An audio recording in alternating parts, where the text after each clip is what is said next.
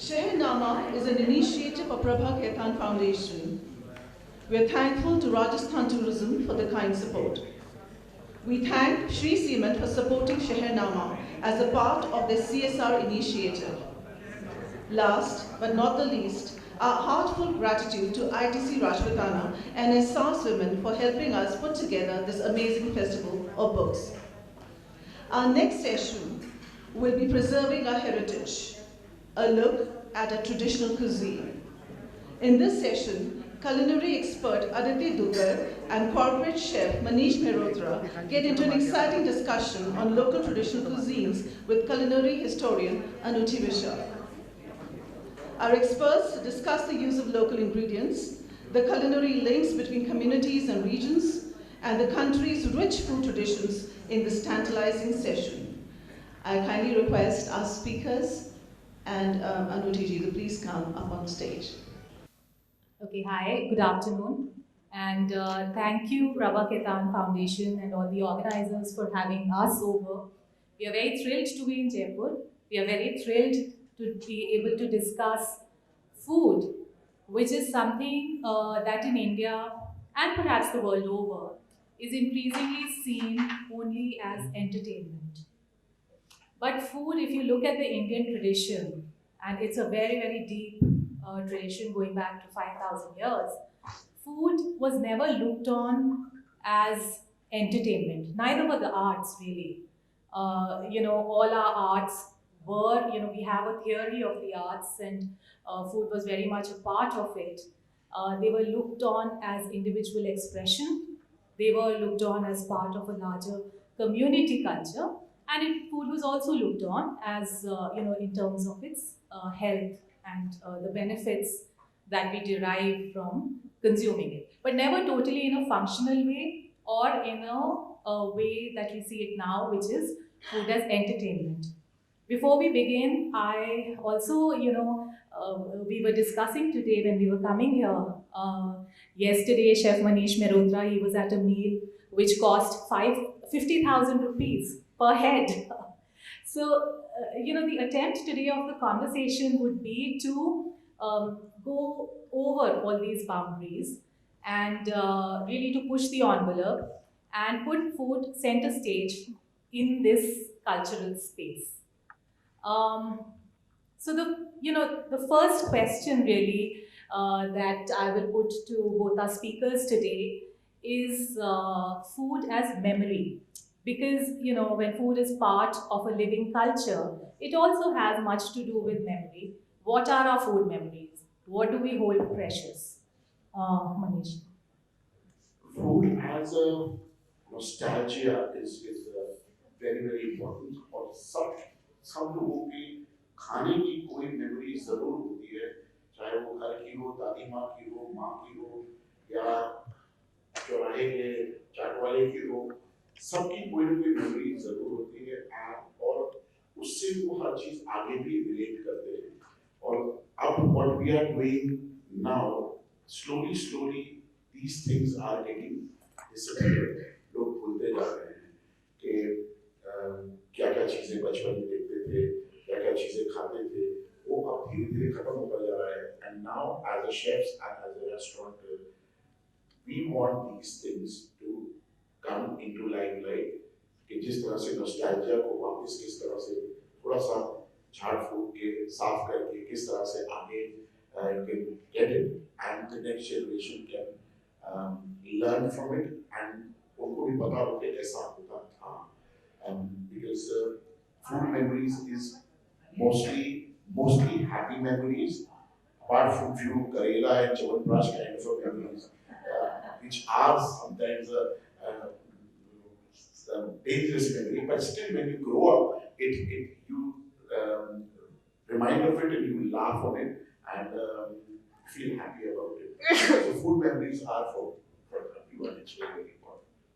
When you said Karela, it made me laugh because Bharwa Karela was my favorite vegetable. So, yours also? So, I belong to a community which is quite well known in Rajasthan, the Kayas community. I've written a book on it and the food and culture of this community. Bharwa Karela came to India really as the dolma, from Central Asia and from Greece, and it still exists in that form there. It came here, and of course, we had to make it our own. Aditi, what were some of your, favorite food memories while growing up? I know you speak very passionately about them. Tell us about them. So, firstly, I'm so excited to be here on this panel with Chef and Anoothi. And as a growing up, so I come from a very illustrious family background of where migration has played a big role in the cuisine in the house, because my grandfather migrated from Multan, which is, before was part of Punjab, now in Pakistan, but he migrated from Multan to come to Jaipur, and he was a trader, a gems trader, and then moved to Bombay. And then obviously we lived a very cosmopolitan life growing up. But my grandmother came from Agra, and all of us being everybody is Marwari. All the roots are all Marwaris. And my nani is from Calcutta, and my nana is from Bidasar. So there was a lot of like multicultural influence growing up in our food, and everything from from having the agreka, the bhallas, or the kachoris, or puri aloo, which was very famous from Agra, or having from Multan, we used to have the my grandfather would always make the saffron sukhanya, and this, and then from Bidasar, my grandfather, he was so obsessed with making everything homemade, like right from the white butter to the ghee. So even when we moved to Bombay, in my nanny's house, they had a cow in the backyard. So everything had so much of a childhood connection of where the ingredients are coming from, and being Rajasthanis anyways have to survive with what is available. So that survival instinct is always there. The resilience is there towards food, to make food of anything. So even growing up, the culture was never to waste ingredients. Like we would make everything from watermelon chilka ka sabzi to matar ka chilke ka sabzi. I've seen that kind of those recipes being produced in the household, and I was always very intrigued about culture and cuisine and ingredients, and that's really how we ate. Like our morning cereal was not cornflakes but bajre ka dalia. So I've had a very great connection to culture growing up, and how my grandparents and parents have influenced me, in my younger days. Sounds absolutely fabulous, and what an upbringing to have a cow in Bombay Yeah. in your backyard. So, one of the things that has happened in the last 15 years, perhaps, is how our home cultures, our home culinary cultures, have taken center stage as our restaurant culture. Everything that we prized at home, seasonality, the nuanced spicing of Indian food, which is all based in Ayurveda, and again is a very nuanced, very layered sort of a knowledge, and not just bunging in garam masala into everything. Something like Aditi said, which is not wasting any ingredient and using everything. All of these are principles really of our home culinary cultures. And in the last 15 years, I think increasingly what has happened is that from our homes, perhaps also because of international influences, this sort of awareness and this sort of research, as well as recipes, but also a larger philosophy, has seeped into Indian restaurant food. Now, for both Chef Manish and Aditi, of course, know this, but for a general audience, a more general audience, India's restaurant culture really only came into being in 1947, during, at the time of partition. Before that, the privileged communities, did not really want to eat out, though we did have naan bhais and we had kebab cheese, and some of them are still there in older cities like parts of old Delhi as well as Lucknow, Hyderabad. You can still see some of that existing culture. Chaatwalas and mithaiwalas were always commercial. However, a lot of upper class India did not want to eat out, and therefore restaurants really were not part of India's dining culture. In 1947, when you had an exchange of, or you had this mass migration, the older culture just dissipated. It went away from many of our cities, sadly so. But in its stead, what came was also new enterprise. Now, this is one of the sidelights of partition. This new energy came in because people often arrived in India with nothing more than their food memories and just memories of things like tandoor, which was used to make bread in the villages of Punjab. It wasn't used to make tandoori chicken, etc., which we all associate with tandoori food. It was used really by women to bake breads and often exchange stories about their homes. In this whole culture of Sanja Chula, as it was called. The restaurant culture really took off post partition with new money, new tastes, and a newer fast food, which was tandoori culture. And we know then how it progressed till the wheel has now turned a full circle, and we are where we are with restaurants now trying to delve more into our home cultures. So, Chef Manish, would you tell us about how you are doing it at Indian Accent? See, when restaurants started 15 years back, there was a clear demarcation. बाजार का खाना, hotel का खाना और घर का खाना. आप घर पे वो चीज कभी नहीं बनाते थे जो कि आप होटल में खाते हैं. जैसे घर में कोई दाल मखनी नहीं बनाता और आप होटल में जाके वो चीज कभी हाथ नहीं लगाएंगे जो आप घर पे खाते हैं.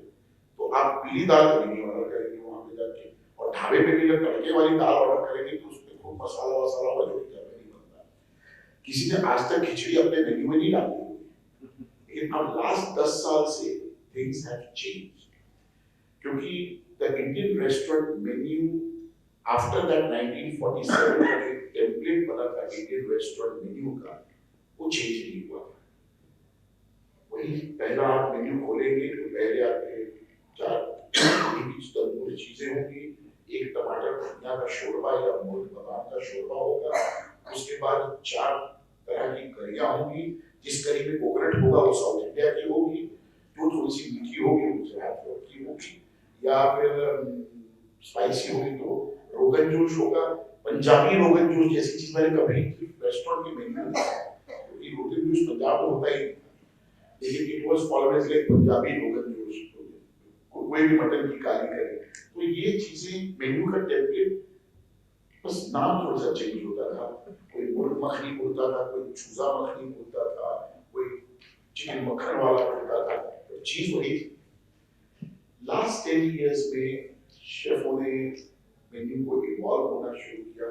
अपने कल्चर, अपनी tradition started really researching different regional cuisines and started putting that on the menu, and that is how the menus started changing. And I am from Bihar, I am from Patna. When we were kids, for us South Indian meal was idli, dosa and sambar, that's it. There's nothing else. So there was no knowledge of our own regional things. So now chefs, we are at Indian Accent, we are doing food which is regional, sub-regional, and we are doing it in such a way that not only people in India, but people from outside India can also relate to it. Because outside India, people really get intimidated by Indian food. Because we have created such a mystery around our food that this dish, we use 108 spices.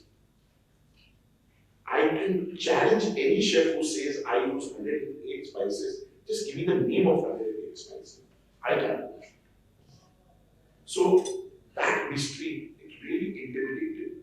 So we are changing in such a way that make Indian more approachable, more relatable. We should not get scared with it.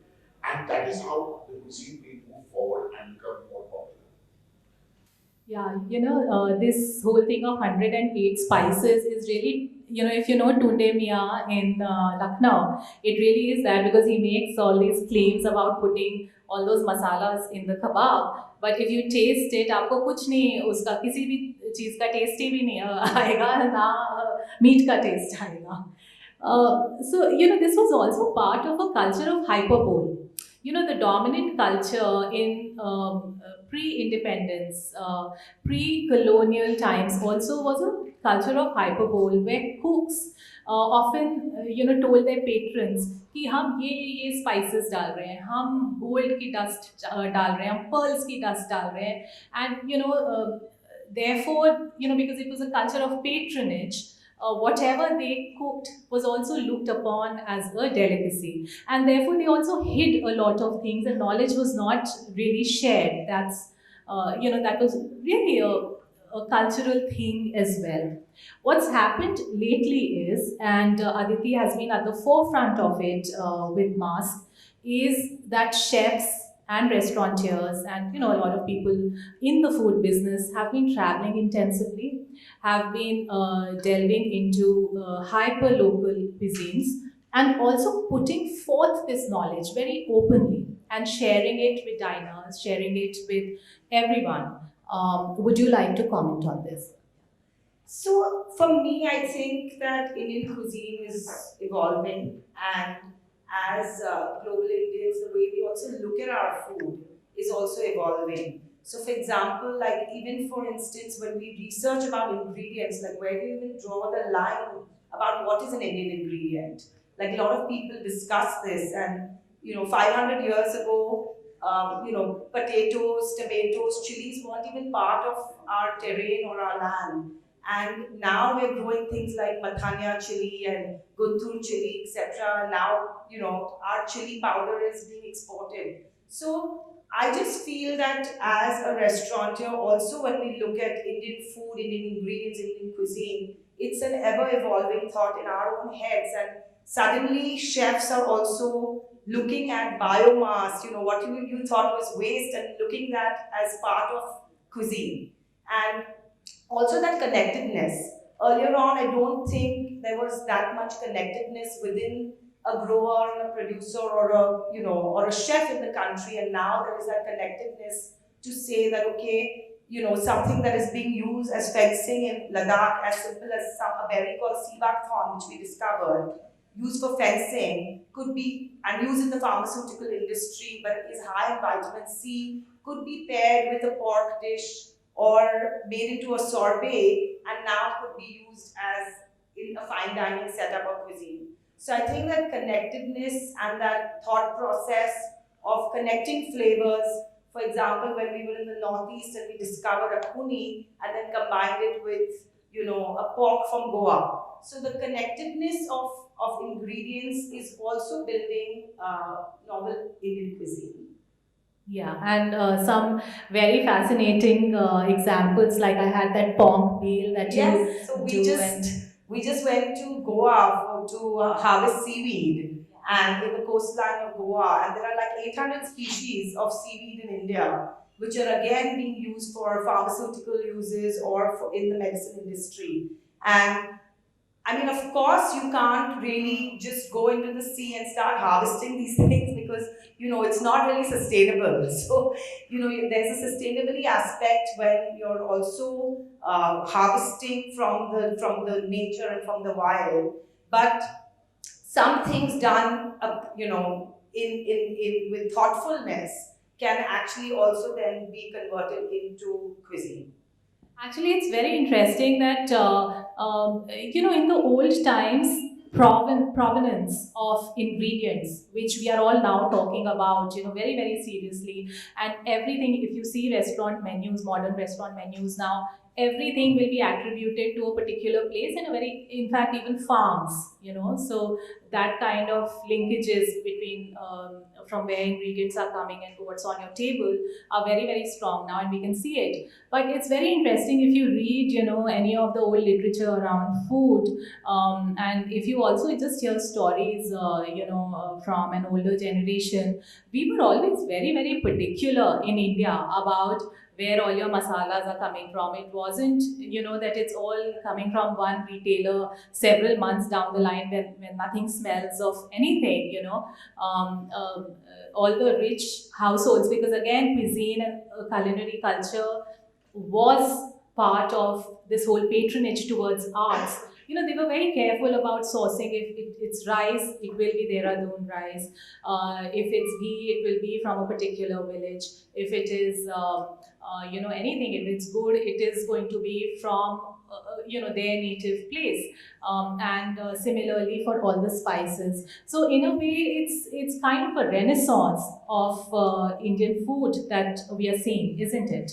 Yes, now, because I told you that for the last few years, menus got stagnant. There is no, ये सारी चीजें जो हम लोग पहले follow करते थे कि हमारा ये सामान यहाँ से आ रहा है, ये सामान यहाँ से आ रहा है, वो मेन्यू में कहीं जा सका, और वो पनीर नज़ाकत और चिकन अकबरी या मटन नूरजहानी ये करके ही ये डिशेज रह गई कि उसको पता नहीं है कि उस डिश में क्या है, क्या जाएगा, क्योंकि नज़ाकत का कोई मतलब ही नहीं हुआ है। कोफ्ता शबनम, अब देखो पता नहीं है उसके लिए कोफ्ता वो किस चीज़ का कोफ्ता है, किस करी में बना है और क्या मसाले में है, तो वो अब चेंज हो रहा है, मेन्यू राइटिंग भी चेंज हो रही है, और अब लोग अपने मेन्यूज में प्राउडली फील करते हैं कि हाँ मेरी ये मिर्ची जम्मू से आई है, या मेरा ये कोल्हापुरी मसाला कोल्हापुर से आया है, या मेरा बुगनू मसाला उन्नाव से आया है। तो ये अब ये फील करते हैं लोग, और वो चीज़ें मेन्यू में डालने की कोशिश करते हैं, और जो खाने वाले हैं वो भी अब इंजॉय करते हो जब उनको पता चलता है, क्योंकि अब diners who are coming to restaurant nowadays are far more adventurous and knowledgeable about what they are eating and what they want, and they ask questions, which is very, very good, and that is how people will know कि हाँ यहाँ पे ये होता है, यहाँ पे होता है, ये चीज वहाँ से आती है। अब अवेयरनेस बढ़ रही है, तो इस अवेयरनेस के साथ चीजों की डिमांड भी बढ़ेगी, और जो छोटे फार्मर्स हैं, जो छोटे लोग हैं, जो ये सारी चीजें उगाते हैं, उनको भी फायदेमंद होएगा। डॉक्यूमेंटेशन हमारी कुजीन का बहुत ज्यादा हुआ नहीं है, जो भी हुआ वो पर्सनल लोगों के कलेक्शन हुए, because all of us we were scared of documenting our recipes.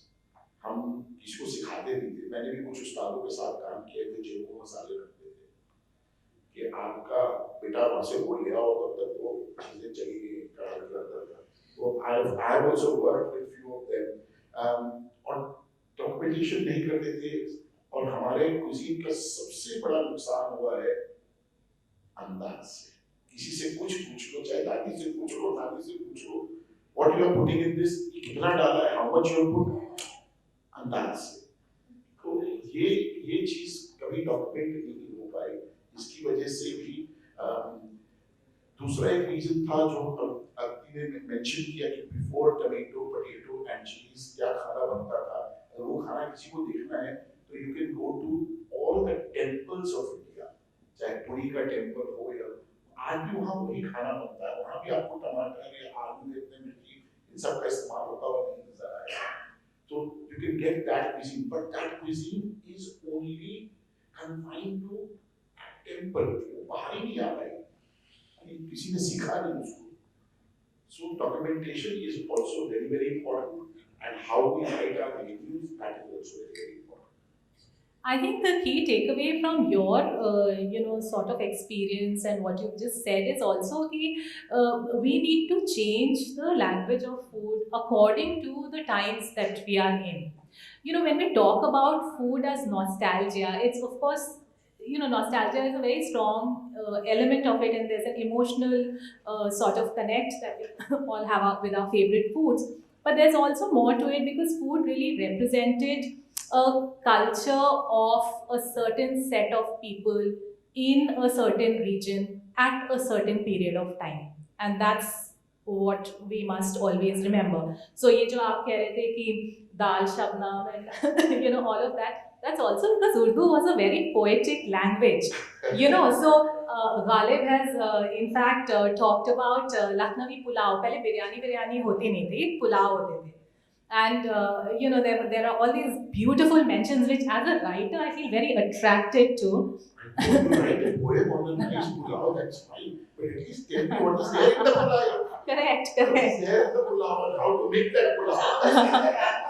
Or is it poetic pulao? So, there was coco pulao and, nargisi kofte and all of that. That's because that was the culture of people and they understood. अब नरगिसी कोफ्ते अब आप किसी को बोलेंगे they won't understand कि why is it नरगिसी कोफ्ते. But at that time they perhaps just got it, because that was the dish. So we also have to move, I think, with the times. Aditi, will you tell us all about mask and what was your thought really when you set it up? What direction did you want to really take for modern Indian food? So really the thought was to borrow from the past because it has so much, it represents who we are today. So to borrow from the past, but to build modern Indian cuisine. And I think we did that by looking inward and looking at our own backyard.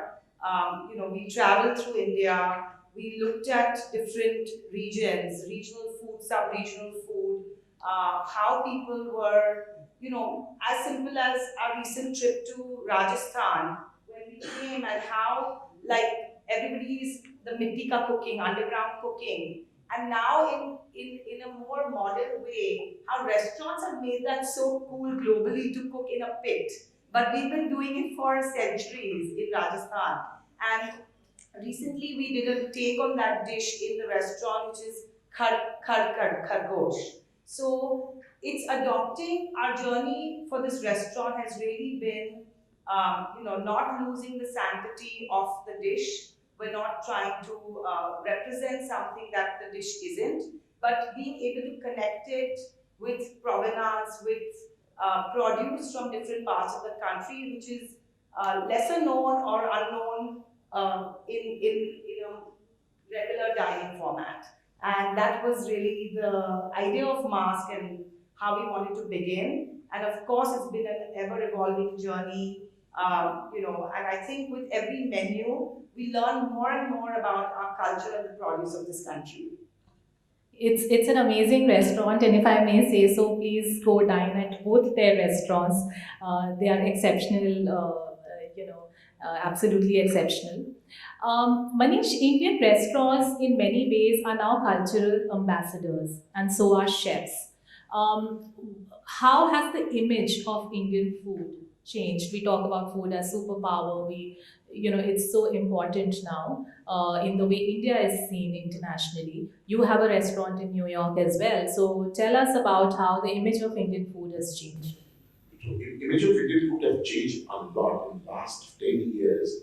It has changed a lot because 10 years back it was all Indian food were cooked by non-Indians.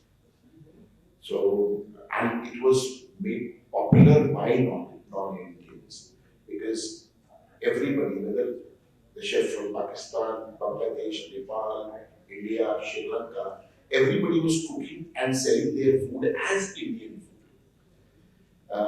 Nobody was saying that this is a Bangladeshi food or it's a Nepalese food, it's a Pakistani food or a Sri Lankan food. Everybody was selling it as an Indian khana. So people didn't know that much. And there was especially in UK where everybody is talking about curries and all. Most of the restaurants were 5 gravy formula where you have सबसे जो spicy होगा वो विंडालू होगा, उससे mild जो होगा वो रोगन जोश होगा, उससे माइल्ड जो होगा that will be tikka masala. और ये फार्मूला के साथ में it was working. And even in Britishers, Now they think that they know more about Indian food than India. Because yesterday I was talking to someone that a guy argued that curry में तो pineapple होता है. I said pineapple is not possible in a curry. But since childhood, I've been eating my mother made curry on every Friday, and there was a pineapple, and she learned from her grandfather who was posted in British India. So he learned from India. How can you say curry में pineapple नहीं होता है? So these are the mindset was there for Indian food, which is changing now. 10 years back, nobody knew what dosa was in America. But now people know about regional that there is something called South India which exists. Otherwise, खाने के मामले में it was naan, kebab, few things, tandoori things, and so-called Mughalai things, and rest India is finished. There is nothing else in India. But now people know, yes, there is something called dosa, which is one of the best pancakes in the world. I have eaten pancakes all over the world, but dosa is one of the best pancakes in the world. There is something called Bengali cuisine. There is something, there's a Bengali restaurant in London. Something like a Gujarati community food is there. So all these things are now becoming popular. Indian food is getting more respect. It is not just a big bowl or pot where you throw everything and the curry is ready. No, there is a lot of science. There is a lot of intricacy in the Indian food and making it. Now people know about it, and Indian chefs are getting more recognition. They are getting Michelin awards. They are in different lists, so which is good, and I'm happy they are going to go forward. Yeah, so be it. I think the biggest disservice to Indian food was by this notion of curry. ये जब word कोई करी कहता है ना तो मुझे लगता है बस मैं कुछ उठा के फेंक दूँ उसके ऊपर because you know what is करी in our homes there is no curry. There are particular names for particular dishes. रसा हो सकता है, सूखा हो सकता है, you know, down south iguru हो सकता है, पुलुसु हो सकता है, but there is no curry. In fact, you know, if I study some of these very old records left behind by the Anglo-Indian meme sahibs, and they are very valuable in a way because, you know, you can see how food changed within a span of just about 20-30 years. You know, from the early 19th century really to post 1857, and how much it changed. You know, when William Dalrymple writes about, or you know, we all know about this whole thing of the early, you know, colonizers when they came, and they were more interested in the existing culture of the day. And then post 1857, I think what happened was also that the women started coming in and they started telling the Khansamas, you do it our way. So, us samay ki, if you see, you know, some of these, the various curry powder recipes. Curry powder does not, by the way, it's a British invention. It does not exist in India, as I'm sure all of you know. But it wasn't even just one curry powder. It was Madras curry powder, it was Calcutta curry powder, and it was Bombay curry powder after the three presidency you know, regions. And if you see them, if you read the ingredients, there is absolutely no rationale at all. Saffron is in Madras curry powder.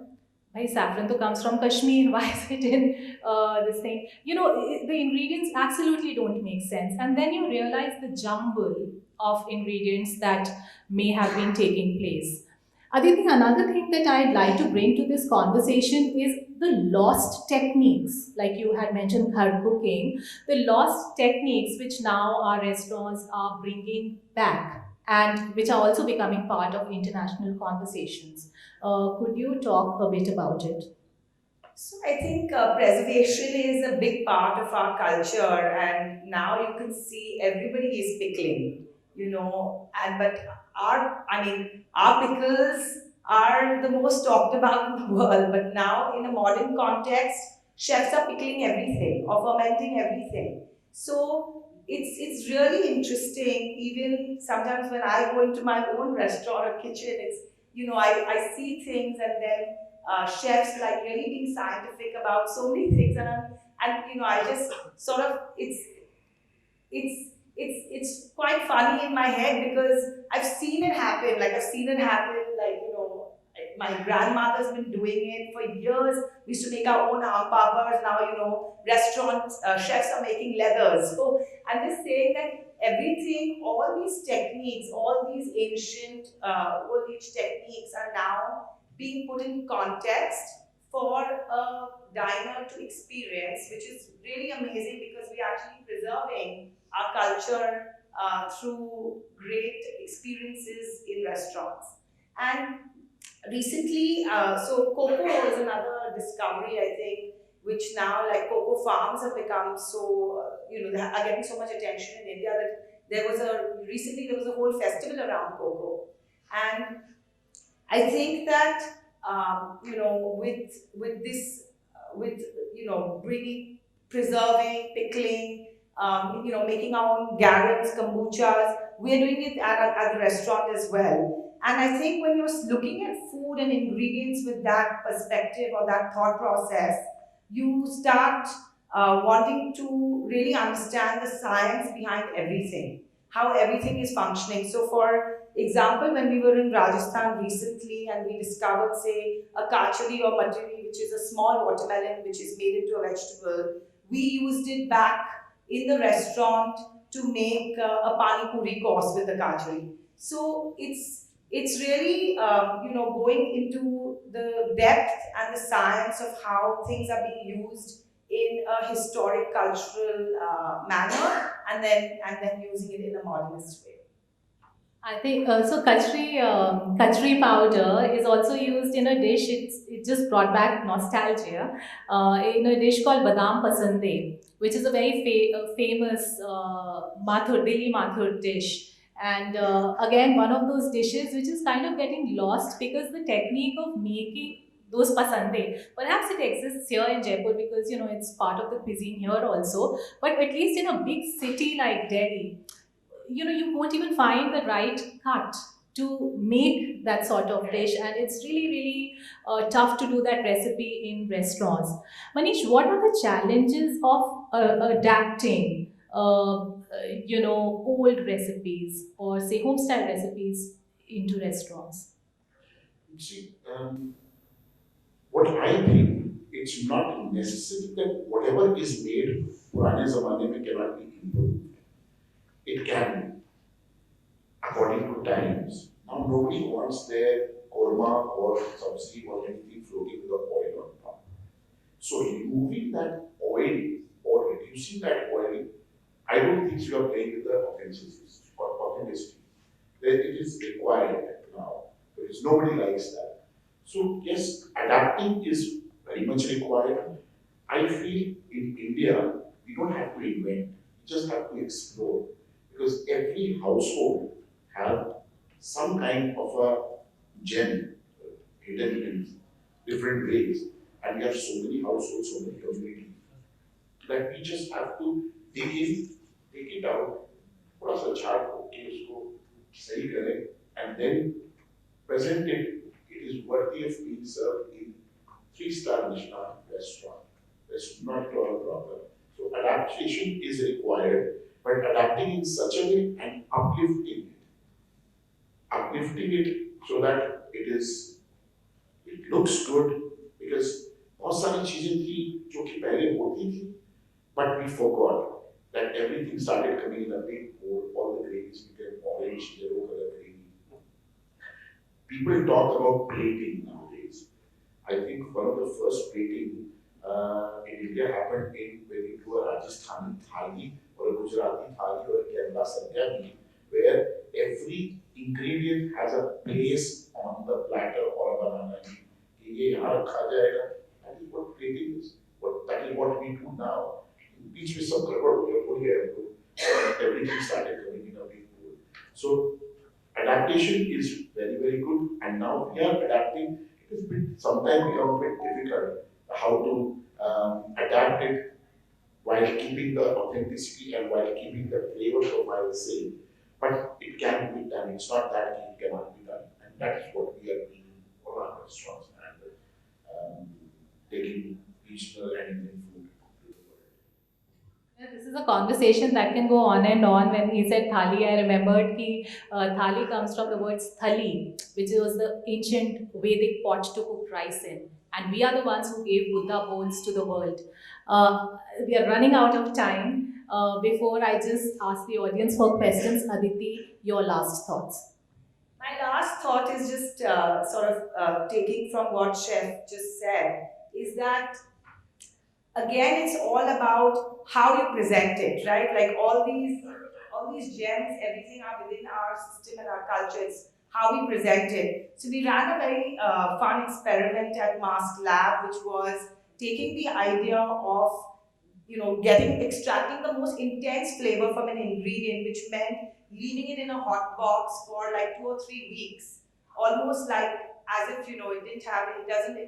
You take away all the oxygen from the ingredient and you leave it in a hot box to cook for 3 weeks. And we made the most intense sugar syrups out of these ingredients. So, for example, we made blackened banana, we blackened the mango, and even literally a drop of that ingredient was literally like you ate the whole mango, the whole Alfonso. The taste was intensified that much. So it's just about using your knowledge, having the openness to accept, whatever, through your travels or through your experiences, and then experimenting with it to create something amazing. I think that should be the last word, really, truly, for our session, because Indian food has always been based in a culture of openness and inventiveness. Our food is inventive. If you think about it, you'll know why. And let us just then carry forward the tradition.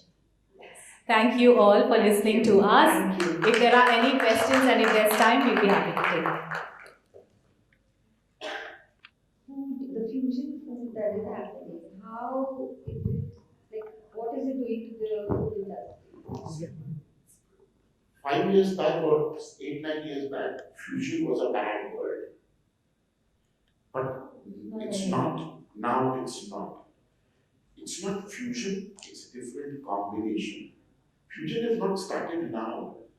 One of the first fusion dishes, what anybody remember in India, is chicken Manchurian.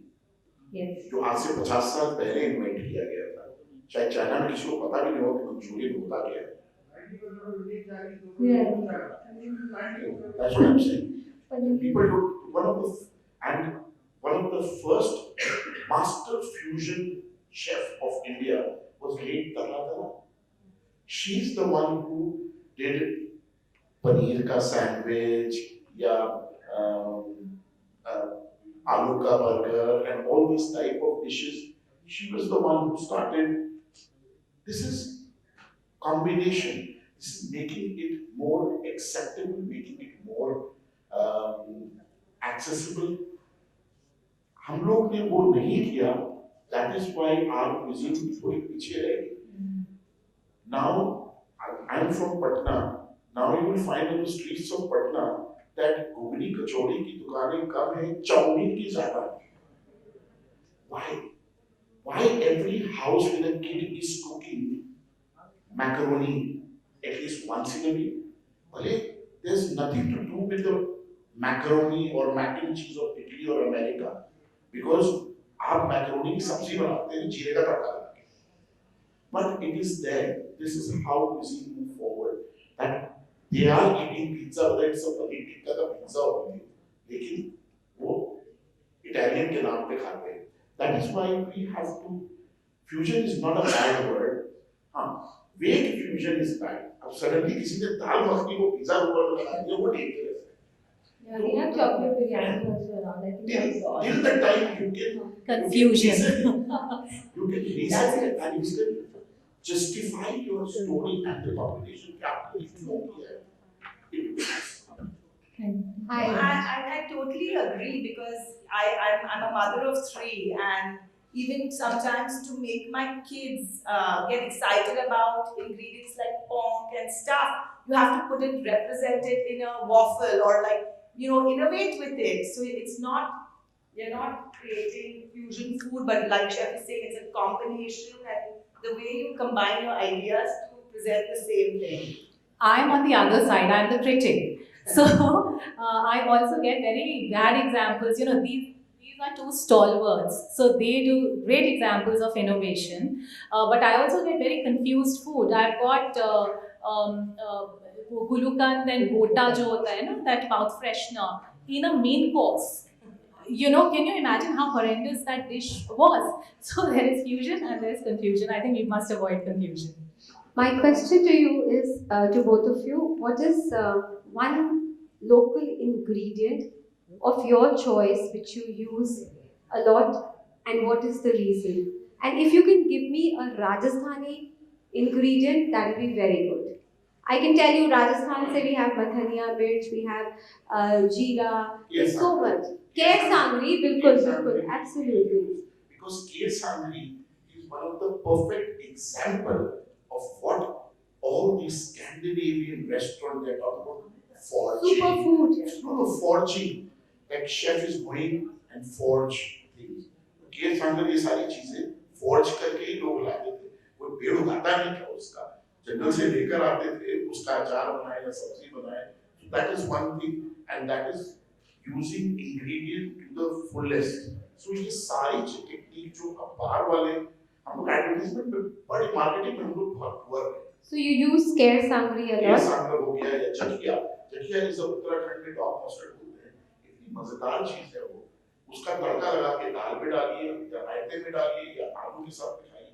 It gives such a great texture in your mouth that you feel very happy about it. Wow. How about you, Aditi? I mean, I'm a big fan of Kair Sangar, but I also love our Panchkuta. I just absolutely love it, and for me, all the ingredients in the Panchkuta are all superfoods. Like one of them, apparently, I'm forgetting, it's the flax seed. I'm forgetting the name. No, not alsi. No. In the Panchkuta, they make, so obviously there's Kair, there's Sangar, there is... That lotus, no, that round the thing. round one, which is Yeah. flat. It's called the lotus stem, is it? No. It does achar also. They do achar. The name is slipped out of my head, but that... Okay. Yes. I know. The kumathia. So for me, I love kumathia, and in fact, we make kumathia all the time because it also helps to even clear the blood out. So, we keep doing lots of these home remedies. My Nana used to sit to make all these things all the time whenever we be sick. And Anoothi, how about you? What is one local ingredient which you really, like or suggest or use? From Rajasthan. Well, let me tell you about a dish which I find absolutely fascinating. Nowadays we are all talking about these sort of meatless meats, etc. And there are so many of these lab-generated sort of beyond burgers and all of that. Now, chakki ki sabzi is the original meatless meat. And chakki ki sabzi, in fact, of course, it's mentioned in in Akbarnama as well. So it goes back those many years. But also, it has generated so many similar dishes across. One of the things I do is also connect communities via food. So if you see chakki ki sabzi in Rajasthan, in UP, you have many things like, kaleji ki sabzi, which is done with dals, which is again a meatless meat. You come to Bengal, you have something like dhoka, which is again exactly that, textures, tastes, the idea of it's fascinating how, the idea of dishes link us all. So it's a very technical process to make chakki ka sabzi. It's very tough. It's very tough. I think we have one more question.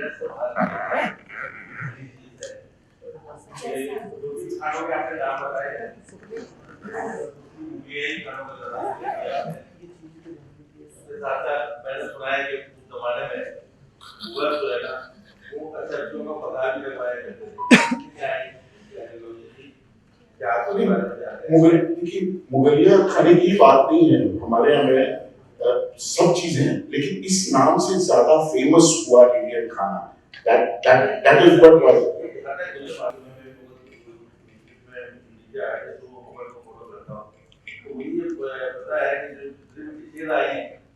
शामिल कबाब है, है या जो भी ये जो बिरयानी है या जो आपने जिक्र किया कई और खानों का भी, वो ज्यादातर मुगल जो जब से आए हैं उसके बाद से ये सारी चीजें ज्यादा शुरू हुई और उसके बाद पर्शियन और मुगल ने ही इसको ज्यादा इतना पॉपुलर किया।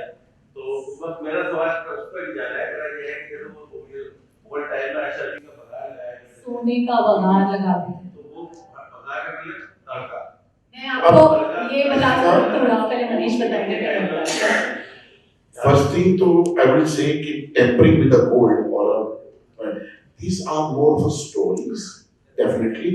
I have never come across any dish जिसमें शेफ ने मेरे को बोला हो कि इसमें आज मैंने सोने का तड़का मारा है या सोने का वर्क होती है ना, work was more of a decoration and making it slightly upmarket कि भाई उसको महंगा करने का, so that is what work was used to.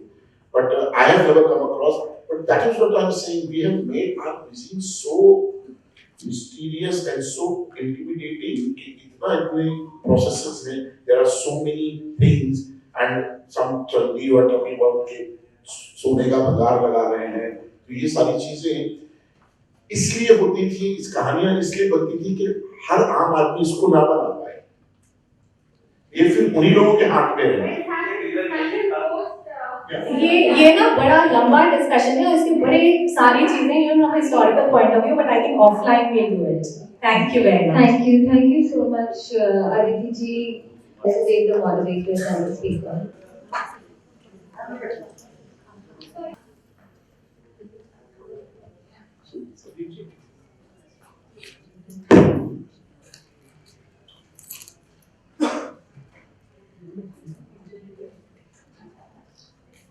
Yes.